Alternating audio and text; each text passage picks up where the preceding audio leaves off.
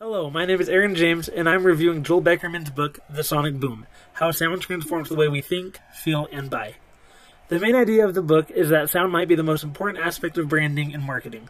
Beckerman argues that sound can be solely responsible for the way we feel in certain circumstances, and that CEOs and marketing directors frequently overlook the impact that sound can have on their brands.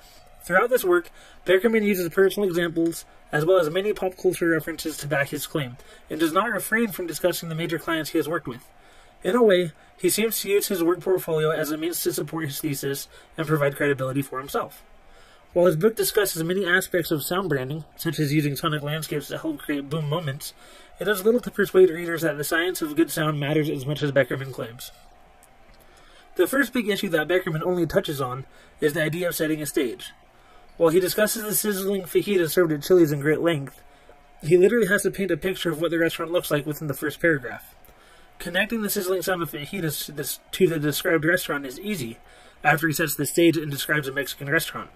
Matching up the sizzling sound to the fajitas works when a customer is sitting in a Mexican restaurant, but that same sizzling sound might produce far different emotions when the sizzling is coming from a leaky radiator on the side of the road, or even more extreme emotions when the sizzling sound is associated with a fully involved residential structure fire. Each one of these scenarios shows that the simple sound of sizzling can bring about different emotions, which is proven in Angela Pearson's study, 6 Ways Your Brain Transforms Sound into Emotion, published on the Bright Audiology website on August 13, 2015. Pearson discusses how individuals perceive both sounds and the emotions brought about by them completely differently from one another based on episodic imagery. While Beckerman touches on the audio portion of this point, he completely misses the fact that the emotional response is brought about by the entire sensory system, and the emotions derived from sounds are only one aspect of the emotional response. Essentially, sound perception may not be as universal as Beckerman tries to claim.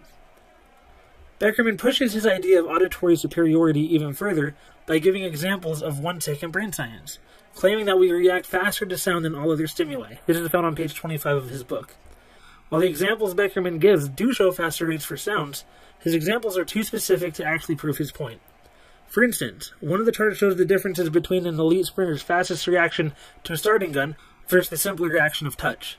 The comparison between a professional's well-trained muscle memory and a new reaction of touch is too far apart to hold any real argument.